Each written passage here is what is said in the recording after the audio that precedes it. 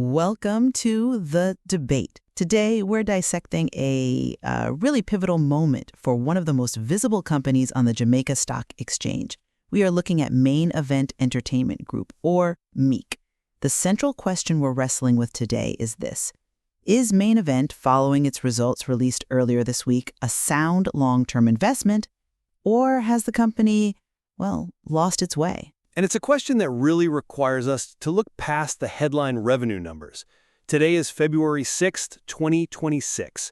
Just 2 days ago, the market digested, or maybe choked on, the news that despite record revenues of $1.85 billion, MEEG swung to a net loss of $5.3 million for the year ended October 31st, 2025. It is a stark contrast, I admit. But that tension is exactly where the opportunity lies. We're looking at a company that's transitioning from a pure service provider, lighting, staging, audio rentals, to an event owner and promoter.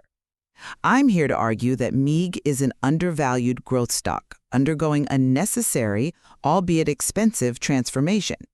The revenue growth proves the concept, and this loss is a temporary investment in a scalable future. And I'm here to provide the caution that the market seems to be signaling. I argue that the fundamentals are deteriorating. This shift to the promoter model introduces a volatility that I don't think investors in a B2B service company ever signed up for.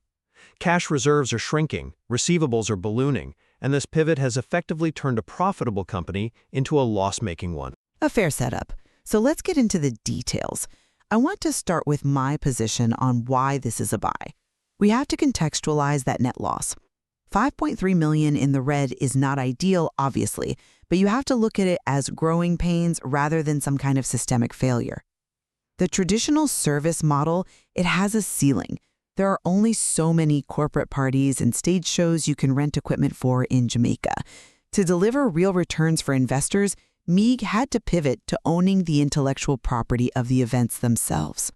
But at what cost? A cost of short-term profitability for long-term dominance. Look at the top line. Revenue is up 8% to $1.85 billion in an economy that the company itself described as having uneven macroeconomic indicators. They still managed to grow revenue. The demand is there. They're building the MO division, Main Event Owned Events. This is the engine for future higher margin growth where they aren't just waiting for a client to call them, they are creating the market. Plus, look at the balance sheet. They have an equity position of $946 million as of April 2025. This is a solvent, dominant market leader that is betting on itself. Well, I come at it from a different way. You say betting on itself, I say gambling with shareholder capital. We've heard the phrase revenue is vanity, profit is sanity 1,000 times for a reason. They swung from a $70.1 million profit in the prior year to a $5.3 million loss. That is a massive deterioration in earnings quality. But what concerns me more is the cash burn. Cash and cash equivalents fell 22% to $128 million. They're deploying capital, not burning it. They are straining liquidity. And look at how they're funding that revenue growth. Trade receivables increased by 23%. That suggests they are extending aggressive credit terms to clients to get deals done. And here's the kicker. Provisions for expected credit losses are up by $8.2 million. That tells me they're taking on clients who might not be able to pay. They are trading a stable rental business for promoter risk, gambling on ticket sales, on weather, and on consumer whims. That's an entirely different risk profile. I see why you think that, but let me give you a different perspective on the business model pivot. This isn't just about gambling on concerts. It's about vertical integration. CEO Solomon Sharp realized that MEEG was executing concerts for other promoters and making a fixed fee, while the promoters took all the upside. By launching MEO, or Main Event Owned Events, they're capturing the value of their own brand. But they're also capturing all of the risk. But they have a hedge that no other promoter has. They own the infrastructure. They own the lighting, the digital signage, the decor. This 360-degree offering means MEEG can produce a proprietary event significantly cheaper than a competitor like Downsound Entertainment or a niche player. They don't have to rent the gear. They are the gear. As Sharp noted, they're consolidating legacy business lines to focus on high-margin proprietary productions. This is just smart efficiency. It sounds smart in a pitch deck, but let's look at the execution reality. Being a promoter requires huge upfront capital for marketing and artist fees, cash that goes out the door before a single ticket is sold. The Jamaica Observer analysis, I think, hit the nail on the head. This transformation has made the business, and I'm quoting here, more expensive to run, more cash-intensive, and less profitable. You mentioned the 360-degree offering, but owning that equipment brings its own weight. Chairman Ian Blair admitted that expenses are weighing on the bottom line, specifically pointing out that landlords are returning with a vengeance after COVID concessions expired. Their fixed cost base is swelling just as they are taking on this volatile B2C risk.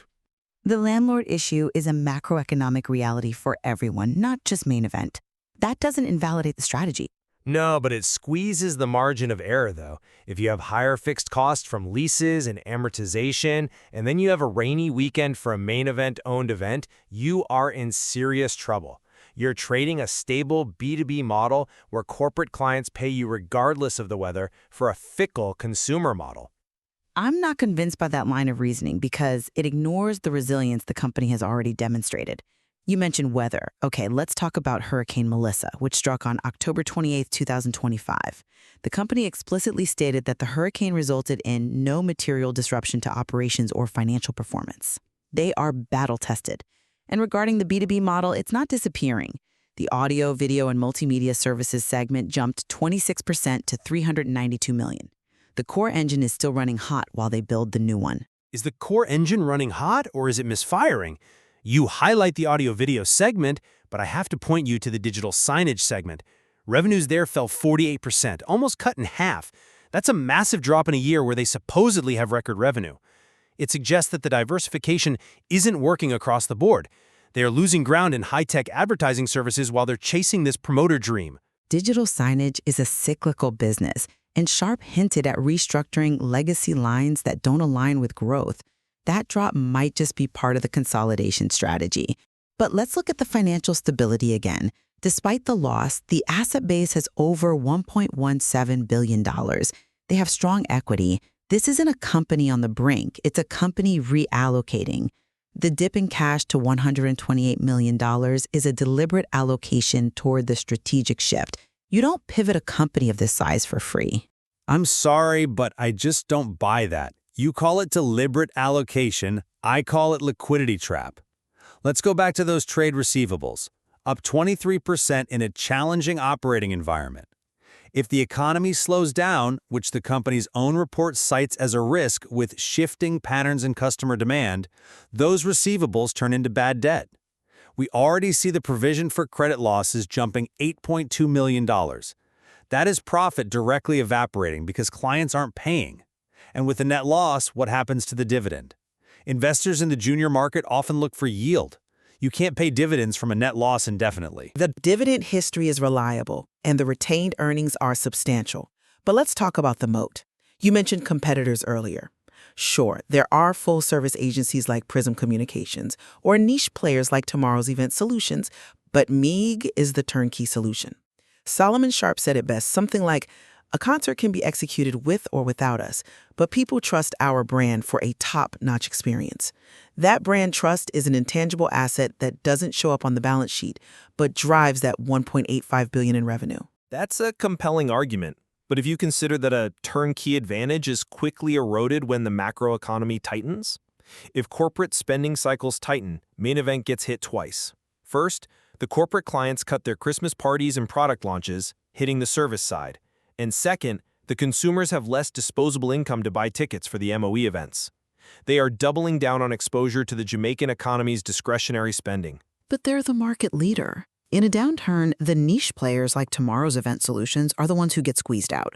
MEEG has the scale to survive and then take their market share. Or the niche players with lower overhead undercut MEEG on price. Main Event's asset base actually declined 2% recently. They own millions in depreciating equipment. Technology in audio and visual changes rapidly. If they aren't constantly spending to upgrade, which they said they were carefully managing, their equipment becomes obsolete. So you have a choice. Spend cash you don't have to upgrade gear, or lose your top-notch experience edge. I think you're underestimating the M-style component and the lifestyle branding. Income from M-style rose 10%. They're diversifying within the event space.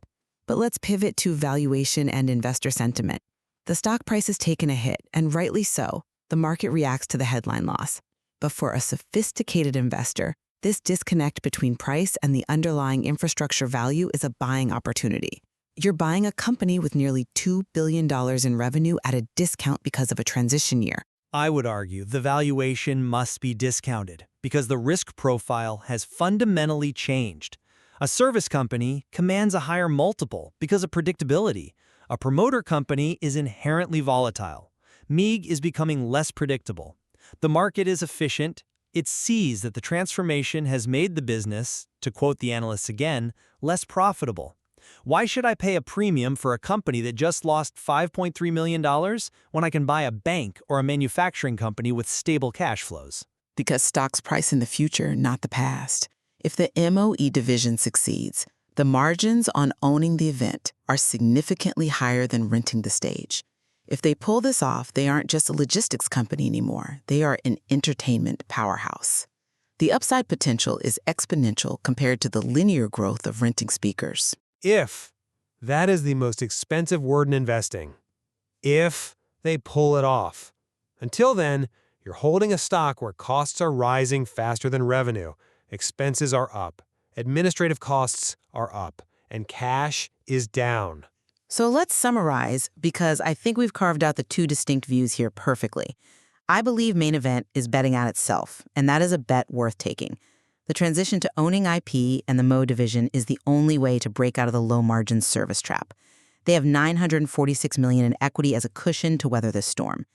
For the long-term investor who understands the vision of a vertically integrated powerhouse, this is a strong buy. And I maintain that the bet is currently losing money.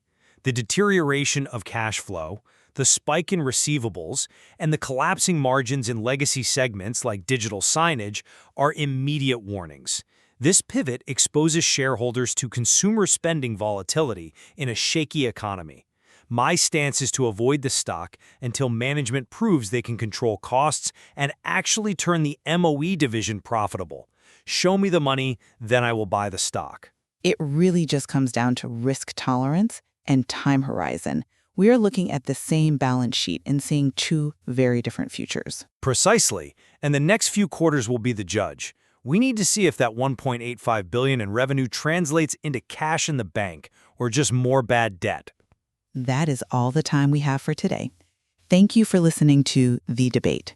We hope this exchange has illuminated the complexities behind Main Event's recent headlines. Keep analyzing the numbers, and we'll see you next time.